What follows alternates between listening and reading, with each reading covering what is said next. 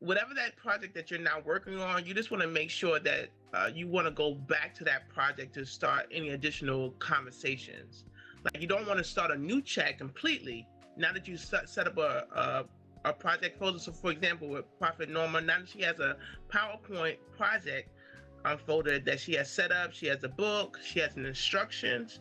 She doesn't want to now start a new chat someplace else with this asking questions of that new conversation. She wants to now go back to her project folder, right? And within that project folder is when she would start a new conversation. Does that make sense? Because now she did the heavy lifting by setting up, Dr. Jordan, by setting up the project folder. But now you want to continue to keep it going and use that setup to just build upon what you've already known. But if you start a new chat, it's going to start from scratch. Right. Dr. Jordan. Now, one thing I would like to ask you, in her new project folder, I mean, I've called it new project, but we called it the PowerPoint folder, right? And it should show up here on in here. I'm wondering why it's not showing up. I think it shows up in alphabetical order. So if you go to see more. Yeah, I'm in the see more.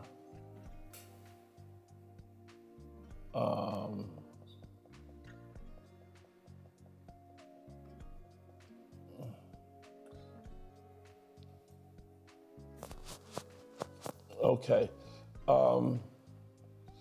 I am in it, but I don't see it in new project unless I have to close out of it. Let me check on my. Maybe because you're actually in the project. Yeah. Yeah, but I was in it before and I came out of it. Okay.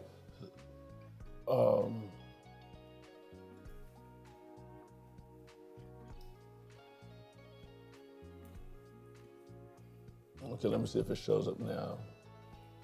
Maybe need to save new project.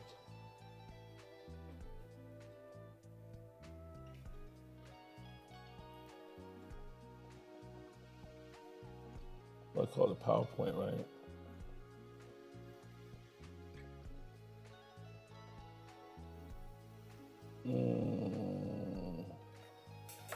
I do not see it.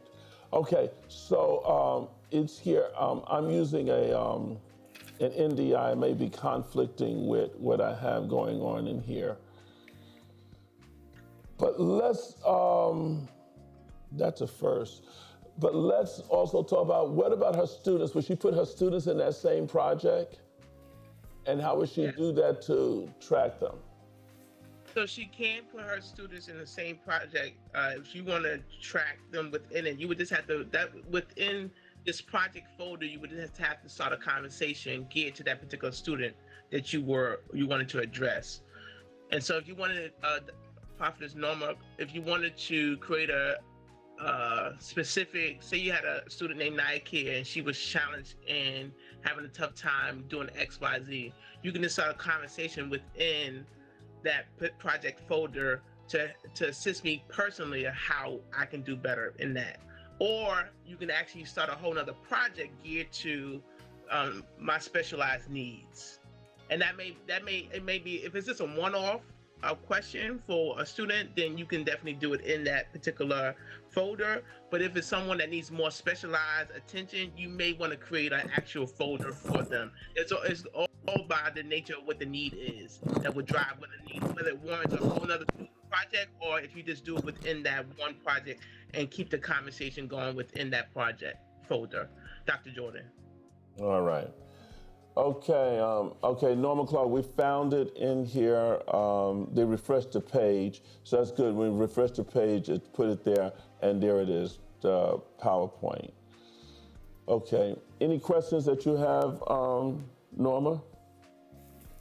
So, yes, this is probably going to be a very elementary question for everybody, but I know it's powerful, but what does it mean? Two questions. What does it mean to make this a GPT, and what's the strength of it being a GPT? Okay, so what I would do, Prophet Norma, we can all answer, well, not we all, some of us on here can answer that.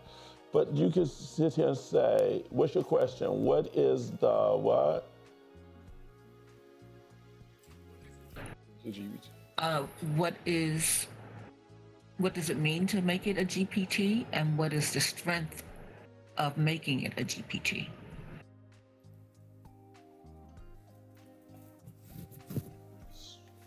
Dr. Jordan, before you press enter, I just have a question. Are you looking to be in a fresh new chat, or did you mean to be in the project folder that you created for the PowerPoint? I'm going to do it, because I'm doing it in the PowerPoint, I'm going to make it into the PowerPoint. Okay. Into her PowerPoint folder because Leg suggested it be made into a GPT.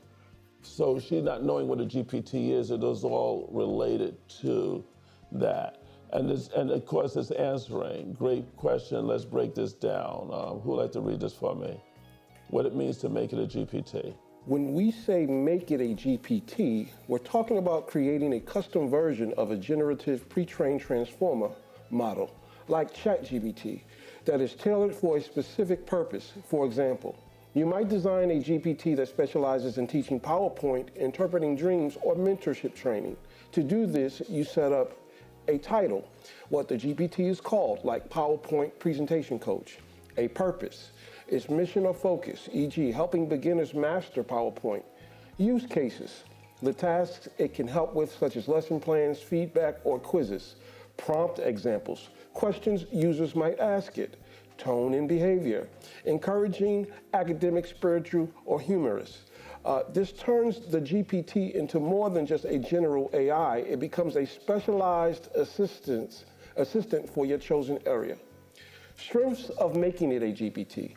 The power of making something a GPT lies in focus and consistency. Personalization. Number one, you control its knowledge base, tone, and personality, so it always speaks in the way you want. Number two, specialized expertise. Instead of being general, it's optimized for one field, like PowerPoint, theology, or leadership. Number three, efficiency. It saves time by giving answers already framed in your desired format, e.g. student-friendly, prophetic tone, corporate coaching. Number four, reusability. Once set up, it can be used by anyone in your community, class, or organization without needing to explain instructions every time. Number five, scalability. One GPT can teach, coach, or guide thousands of people at once while keeping the same quality. And number six, consistency of language. You don't have to repeat your style or framework. The GPT remembers and applies it automatically. Okay. So, Prophet Norman, you see how you can go right into the thing and ask that question as to why did Leg suggest to make the prompt into a GPT? Yes, sir. I see. Thank you so much. Yeah. Dr. Jordan, if I can just add, that when Legs brought that to us, it is like it's a brain hack for your project folder. So once you set it up, it becomes the brain behind the folder, if you will. And so once you can set it and forget it, if you will, or you can go and edit it if you need be. But once it's there and set, it's going to function and give you everything you need moving forward. So it's a great hack. It's a great hack. So you always want to you always want to have your folder to have instruction, because you're going to get more out of it if you do it that way. Dr. Jordan. I like the way you call it a brain hack. So now it asked here the question at the end of this, it says, Prophet Norma, would you like me to map this idea directly to your PowerPoint course, GPT, so you see the strengths in that context, or explain it in a more general, any field way? So it will continue on the conversation, or you could say, no, I had enough. Now, let's try something here for fun. I'm gonna say, make me a chart for week one. I like looking at things in chart because I'm more like a visual learner. And let's see what it will come up with. So this is now your topic, your learning goals, your activity, your student output, right? Introduction to PowerPoint, learning goals, what activities. This is all for week one. The starting point, learn how to open and close and save a presentation, create a blank demo, and create and save a file. Interface. So you can tell it to make charts for you, as you probably well know, or do any, well, you can get a lot out of your whole thing for each week of your PowerPoint. And it's saved right here, you know, in the palm of your hand on your cell phone. You can access, as you well know, or your tablet or computer.